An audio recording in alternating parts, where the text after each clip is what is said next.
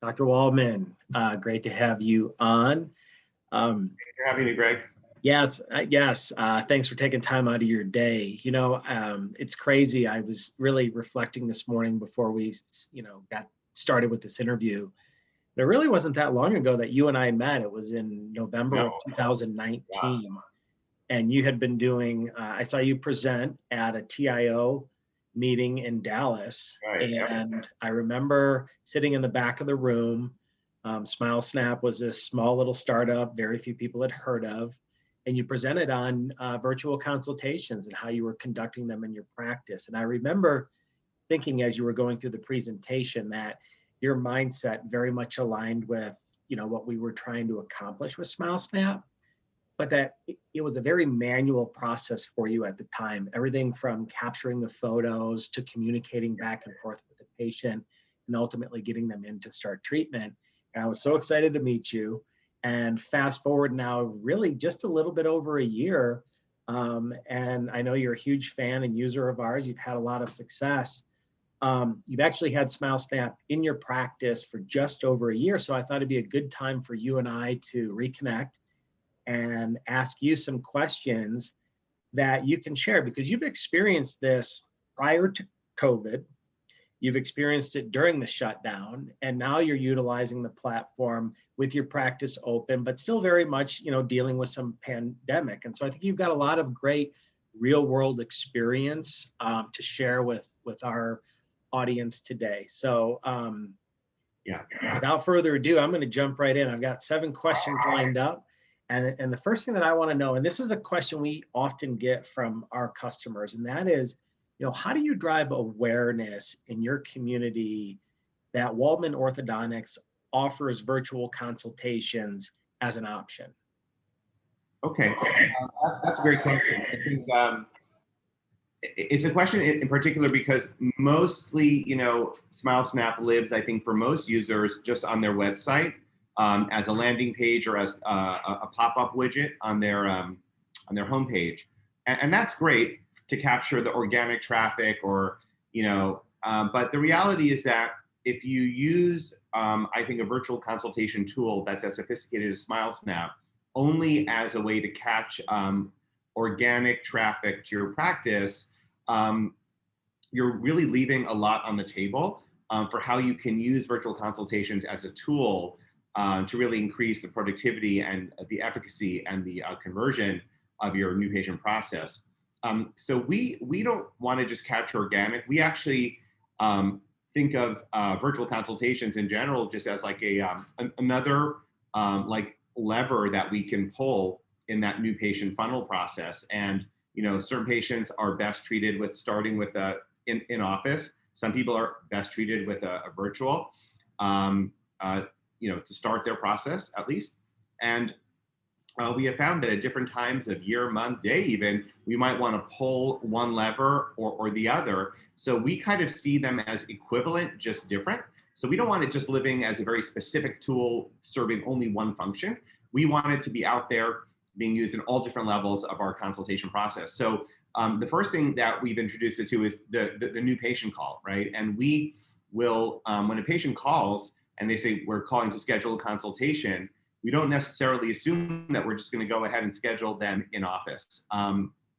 In fact, ideally, what we'd like to do is use the virtual consultation tool to screen them, and ideally, like really screen everyone, so that we can make sure everyone is kind of pre-qualified, not necessarily financially, but in terms of their decision-making process, so that when they do come in the office, we'll have a higher conversion rate. And we found that the more we lean on virtual and the more we get even regular patients who call the office to start their journey through the virtual process, not only is more convenient because they can do it that day right away, we can start that journey right when it's hot and fresh, when they've received the referral, and not like wait a few weeks before they forget about it, get referred somewhere else maybe. But it just makes it a better, more productive process. So our first major resource is just talking about it on the new patient call and seeing it as a total equivalent experience. Now, we pulled different levers on that just to go dive deeper on that one, because I think it's important. During pre-COVID, from March 2019, when we started doing virtual consultations, that was pre-SmileSnap, so just like mom and pop on our website kind of thing. that we had made a little landing page. So we had about a year of doing the following. We were offering people a paid in-office consultation versus a free virtual. And it was about 50-50. I mean, you would think everyone would take the free virtual because the other one was paid, but not true. Some people are willing to, they find value in the in-office. They want to start there. They don't want to do the, and that was great. But we had a lot of people doing the virtual consultations in those days. And we realized what a great tool it was. Well, come COVID, obviously, it became all virtual.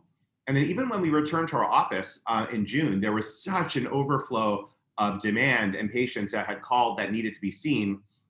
We really made everyone do a virtual first because we wanted to make sure that every single patient that presented to the office had the highest conversion rate possible because we were just behind on our yearly production. We needed to make sure we were 100% productive. So we kind of used it as a very strong screening tool. Then after the summer and kind of that rush passed, we went back to our original. We haven't started charging again for our consults. We're still in our free consult zone, but we are now back to basically offering both, but encouraging as much virtual as possible. So that's kind of been our thing. But I think that unless you're actually encouraging people who call regularly to the office to do it, you're just leaving a lot on the table in terms of missed efficiencies. The next way that we drive awareness to SmileSnap is we have it in all of our email signatures. So all of my staff in their email signatures, because they're interacting with staff from other offices and vendors and family and friends and all that. In all their email signatures, they have a little banner that refers to our virtual consultation process. People can click on it and it takes them to the SmileSnap landing page. So that's another one, which is really good. And I think that was great because that drove pre-COVID awareness to our referring offices that we were doing this. So we got a lot of referrals during COVID simply because other offices knew, oh, Dr. Waldman has a virtual consultation process, and it's not new. It wasn't like the vaccines, like emergency use, it wasn't like an EMU or whatever. It was actually like something that we had honed and really had gotten quite sophisticated already in our hands. So that turned out to be a real boon. And then the last piece of it is the social media, like the paid advertising, like Google ads, Facebook ads, things like that. That's just such a natural fit for a virtual consultation because people are, they're kind of flipping through quickly. They want instant gratification. That's kind of the nature of the social media milieu. And so they can just scroll, they can see an ad, click on it, boom, takes to the SmileSnap, fill it out. And within like a few hours, they can have an answer about their orthodontic treatment. And of course, those are going to have a lower conversion rate because they haven't necessarily thought through it, right? You fished and you caught them and right in your net, and now they're, so to speak, and now they're, going to respond. So those will never have as a high a conversion rate, but it's surprising to us how many incredibly high quality, very good motivated patients are out there that if you do just reach out and connect, that they're really interested in good quality treatment. Love it. Love it. That's a lot of great information on how to promote SmileSnap within your community. One other thing we get asked a lot about, and especially with our new customers as they come on board, is who should be responsible for managing SmileSnap in the practice and all of these, new patient submissions that come in. Can you tell us a little bit about how you have implemented that into your practice and what the process looks like? Sure. I mean, for us, it's always remained pretty much the same. It's just like a regular new patient. It's a combo of the TC and the doctor getting to work on that. The TCs handle the leads coming in and welcoming them, making sure that we've connected with them on the way into the, the virtual. And then that gets, that when we have the photos and everything is good to go, that gets handed over to the doctor. And I do a quick review of the photos, do a treatment plan. In our office, we have a treatment planning system. So all I need to do is assign the treatment plan number, and that she'll know the fee and all the mechanics and all the things associated with that. So literally, sometimes I'm just texting a number in the notes box in SmileSnap. She knows what to do with that. And then she will then go ahead and send that treatment plan to the patient, contact them. It's very important that you just don't, I think, rely, SmileSnap is an amazing, like the email tool, the video, all of that, fantastic. But I think that it does require really reaching out with a phone or a video, whatever that patient really needs. And a good, just like a good TC in the consult room will kind of know how much a patient needs emotionally, intellectually, financially, and how much energy they need to put into that consultation to be able to help the patient enter treatment. In the same way, it's the same way for a virtual, that a good TC who's handling the virtual consultations will know what is really needed. In fact, even more so because you don't have the patient there in front of you. So it requires really good instincts of what to do. And so I think it's really important you put your most experienced TC on the virtuals, not the new person or just someone part-time, because that experience, in order for you to get a good conversion, you really have to understand the mentality and really get to know how people think through that process. When we first started SmileSnap, actually, the person who was doing our TC at the time was working remotely from our practice. We're in California. She was in Florida. That employee now works for you, Greg, Stacy Bagwell, because she was too amazing at doing virtual consultations for us. And I think she really found a home at SmileSnap, which was amazing for Stacy. And, we're obviously thrilled for her that she's doing such incredible work for you guys. But Stacy and I worked really hard at the time, a few years ago, to put this whole thing together. Like, how are we going to do this? We spent every morning, just talking about it. Okay, how are we going to do it differently today? This was the time where we were just like figuring this whole thing out back in 2019, prior to SmileSnap. So, anyway, so long story short, Stacy, when she moved to Florida, was my, remote TC.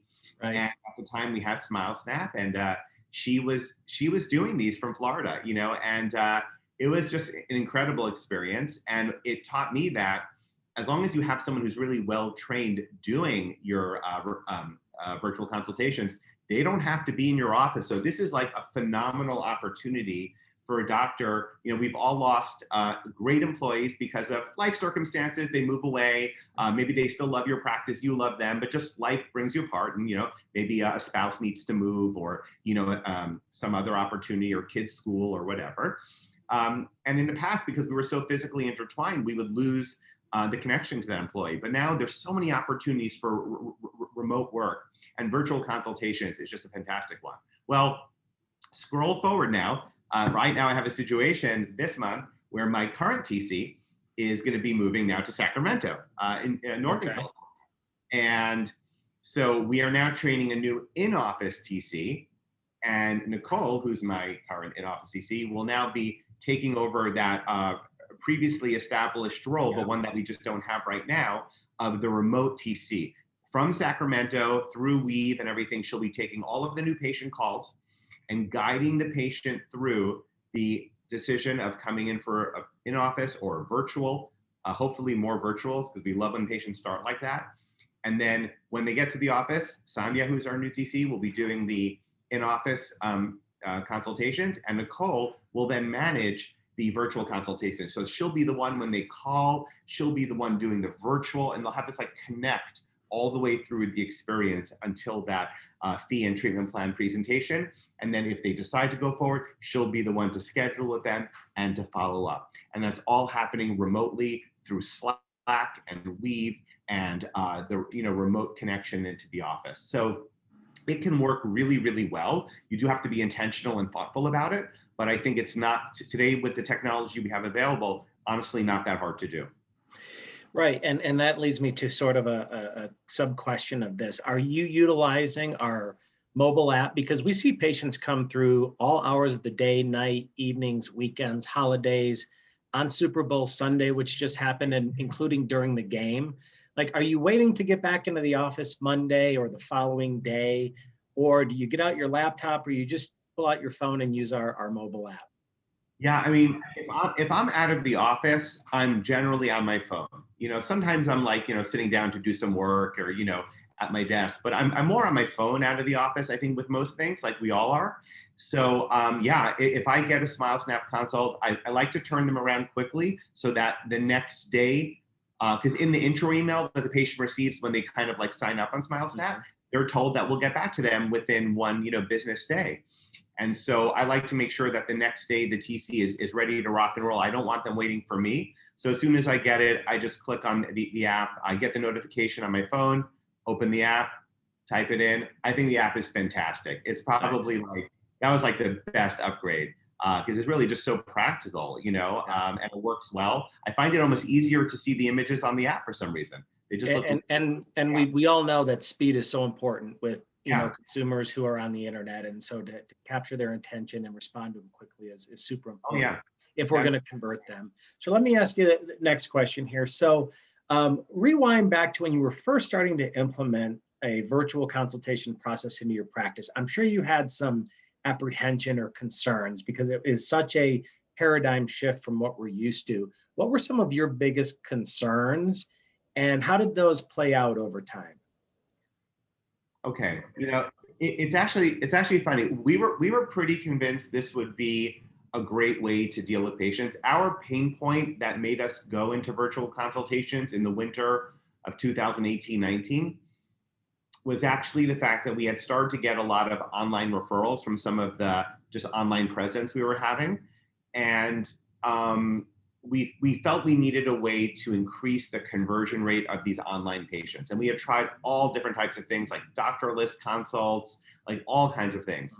But in the end, this worked the best. And so, because really a lot of those online shoppers, they just want to know, what are you going to do? What's the cost? They kind of want some very basic but important information. And a virtual consultation is just the most efficient way to get them that information. And if you can show them that you're efficient and you're fast and you're responsive and you're modern and you're tech, they're interested in pursuing your office, So that was our pain point. But funny enough, so I wasn't scared about what patients would think or something. It just seemed obvious to me that the type of patients that were reaching out to us in that way would like it. I figured that even our regular, patients, because they were sometimes had to wait a few weeks to get a consult or whatever, this would just be a nice, easy, clean way for them to just get that information and get the ball rolling. So I had no concerns about patients. What I was concerned about, Greg, actually was the referring dentist. Because we had I had really spent many years establishing and promoting, doing a very thorough consultation for our patients, and our referring offices knew that we really took pride in giving the patients a lot of time and doing a thorough exam and discussion, records, all of that. And I think we had we really always prided ourselves on that. And I was concerned that maybe dentists would think that, oh, are we changing our standards? Are we doing things very differently? And so I did spend some time just educating my referring dentist, saying, I'm offering this, and I want to let you know that the patients will still come in for an exam. They're still going to have records. They're still going to go through that same process. What we're talking about here is, what is their starting point? Is their starting point that day they move into the office, or are we moving up their starting point so we can engage them sooner and earlier? And the day you hand them that referral, I can already start working with them. Because that's so important, right? Moving yourself up in the process when it's top of mind. And so that's kind of how I presented it. And I honestly don't think it's been an issue at all, because everyone knows that at the end of the day, a patient who's really interested in treatment is going to get in here. And once in a while, I will have a specialist say, this patient, I think you should just see for, don't do a virtual on this one. Let's just start with a, like an in-office, because I just need you to see something, and great. And so we do, it's not, it's not a big deal. Yeah, it really comes down to lowering or removing a lot of those barriers to entry. And as practices start to do that, and virtual is a great way, you'll get more people that will reach out and at least begin that process, where if the barriers are too high, they're not even going to go for it. So and I will say also, just like winter of 2018-19 is like the Stone Age compared to winter of 2020-21. It was only 2 years ago, right? But the amount of the mentality shift, right, of people in terms of their interaction with telehealth and all things digital is so different now because it was accelerated by COVID, but not really caused by COVID. It just all the Zoom, we didn't really have, I mean, I think Zoom did exist then, but like no one heard of it or knew what it was or was using it, like all of these things that are so commonplace now just didn't exist then. So, it's like the argument is even so much stronger now than it was then. Yeah, absolutely. So did you have one big aha moment or a few of them that maybe really validated what you were trying to create with your virtual consultation process? And if so, what were they? I mean, it all was just firing and kind of clicking for us. So it all just kind of came together. But I would say that, like, in other words, we enjoyed every part of the experience from, how we interacted with the patient and the patient did. But I would say my biggest aha moment was seeing the conversion rate of when those patients who went through a virtual came to the office, and like literally every single one of them started. Do you think giving them some idea of pricing, whether you do a price range or a specific amount, is that helpful, or do you think that is negative as far as somebody deciding to start treatment? So we give a specific price, okay, unless there's two different treatment options. Like, let's say there's two different potential treatment plans. You could do A or B, then we give the price for A or B. We try to avoid ranges because you want to have clarity with the patient on that. And we like to give a very specific fee. And even if it turns out to be a little more complex, we'll just stick with the fee because it's so important to be straightforward with your customers in that way. But I'll tell you something, there's no question, there is absolutely no question whatsoever that giving the fee up front, even though it challenges decades of orthodontic like theology, giving the fee up front, it is very helpful, because the biggest point of tension in the room during a consult is, what's this going to cost us? What's this going to cost us? And you put your effort and your heart and soul into a consult for an hour, and then you walk out of the room, and then you come back in later to the CC. Oh, what happened? Did they start? Oh no, they have to think about it. And you, as a doctor, you feel a little deflated, like, or like, what was wrong? Like, I thought I had a great plan and it seemed to be going so well. And you realize that for, or what we sell in orthodontics is a very expensive, product. And it's a big investment for families. And I think that when people can have a sense of what it's going to cost them, so that when they come in, all they're really focusing on is not the cost, because they know that already, but just simply like, do I connect with this office and this doctor, meeting him or her physically for the first time? Is this the place for us, et cetera? Then it makes it so much easier. And in fact, sometimes it's not even that, because they've already made that decision. And literally that first visit is just to take the records and sign the paperwork and get them started, So so 100%, it's so helpful. So yeah, it's very interesting to hear you lay it out that way and talk about the tension in the room. And to kind of play off that, I'm going to remind you of a little bit of an aha moment that I had when you called me one time, and I could tell you were very excited about something and wanted to tell me, and I couldn't wait to hear. And it was that you had your first patient come in through SmileSnap, but prior to walking through the door, you had actually sent electronic documents of your contract, your agreement, and they had made a down payment before they ever stepped through the door. And you said to me, this is what we need to work towards, because it's just a beautiful thing when they come in and they're fully committed to the practice at that point. Yeah, absolutely. That would be in some ways, right? That's, I think, the ultimate evolution of this concept, where that would go. I think it's trickier, because, and I forget the situation at that point, why that just felt so natural and comfortable. But obviously, before we have a full perio exam and all of that, it's like kind of hard to know that that's going to be locked in, right? But certainly in terms of someone's ability to assume risk and to pay for something, then I think it's it would be the doctor's responsibility that if, in the 1 in 100 situation where for some reason that patient is just not actually eligible for the treatment that had been discussed, that, you know, a refund is given and all is well, you know. Sure. But I think that would be more the exception, you know, than the rule. And I think you would know which are the cases that are more at risk for that and simply maybe not offer that option. Now, that being said, Greg, we haven't moved forward strongly on that yet. That one was, I think the stars came together. The patient wanted to do it. We were open to it because they were so motivated to do it. But I think there's no question that that's where it's going. And the reason why is it's already happening. You look at Smile Direct Club, you look, okay, that's what they're doing. I mean, it's not strange for the patient to buy something online, even when they're not ever going to meet a doctor, you know?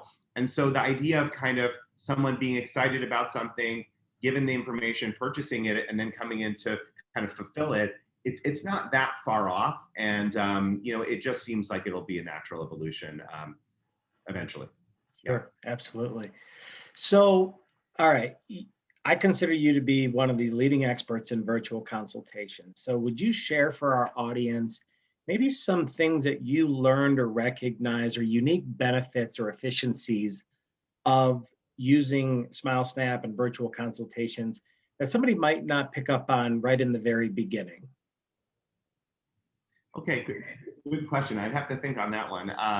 But I think obviously the benefits to the consultation process, like we said, are pretty clear. You've got the efficiencies, you've got the conversion rate, you've got the easy access, you've got all of that, and those are all huge things. But I think maybe what's underappreciated is that in an orthodontic schedule, we have busy times.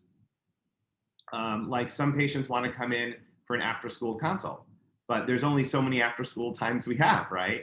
So sometimes you'll see patients scheduled out like for a 4 o'clock visit, 8 weeks in advance. There's tons of appointment times open before that, but that's what they wanted. Well, and then you have the other example being like in the summer where kids are out of school or whatnot, and you just want to get everybody in, and you can't. There's just not enough slots in the day, not enough TC and doctor time to do it.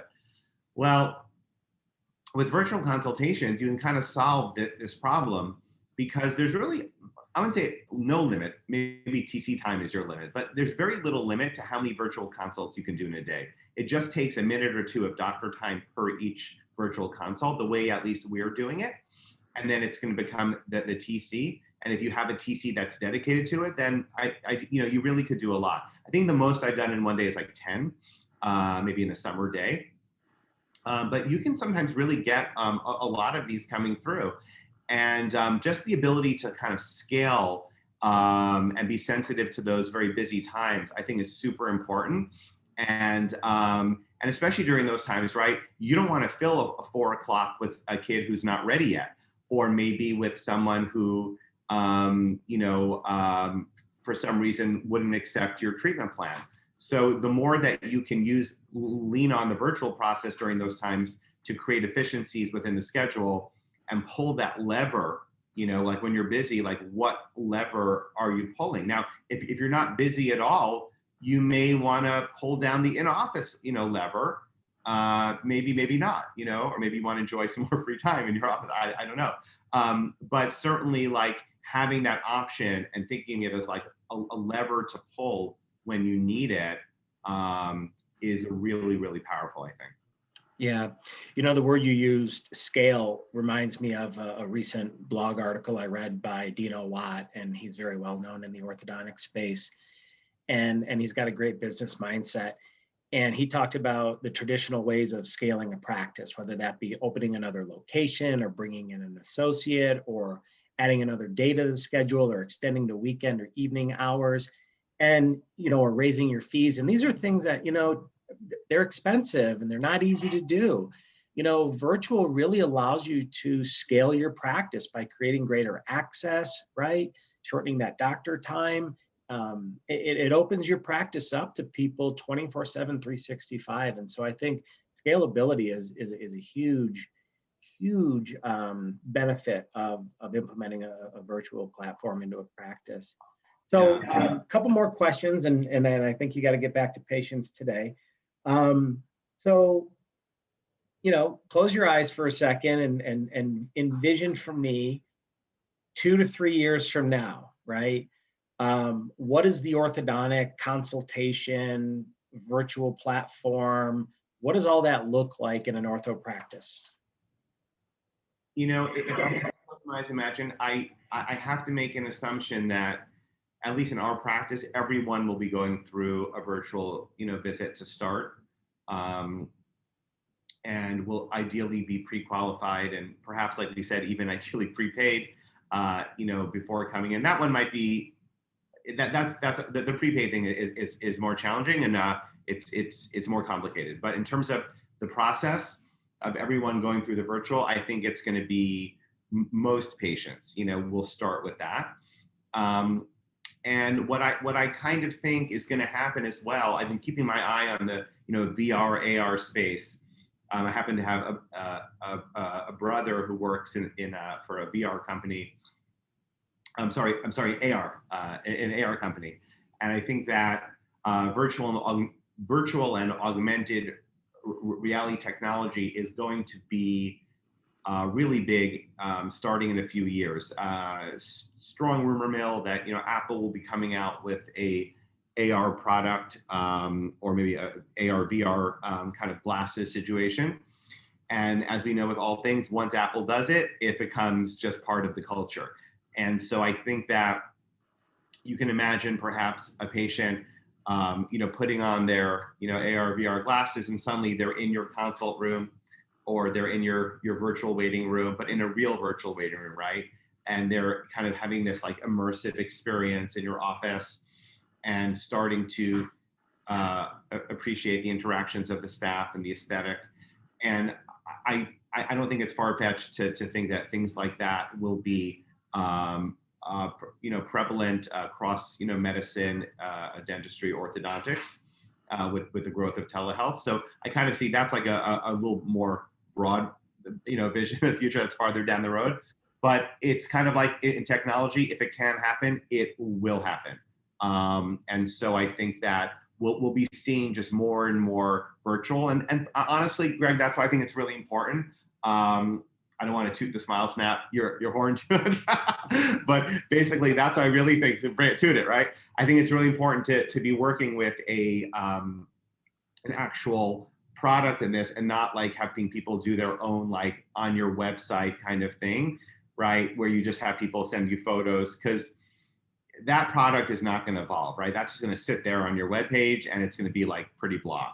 A company like SmileSnap, what I've seen already in the last year from when I joined to now, how the product has evolved and all the tools, whether it's video, selfie video, the app, and all of that, what I see SmileSnap being is really it's what it will be is our total virtual, portal, or total portal for all our new patient process. And I think that SmileSnap will be the leader of new patient acquisition in the future. And I know, that as the technology becomes available, and as all these different tools there, that will become incorporated, and this tool will grow, where you're doing it yourself. Like, that's not going to happen.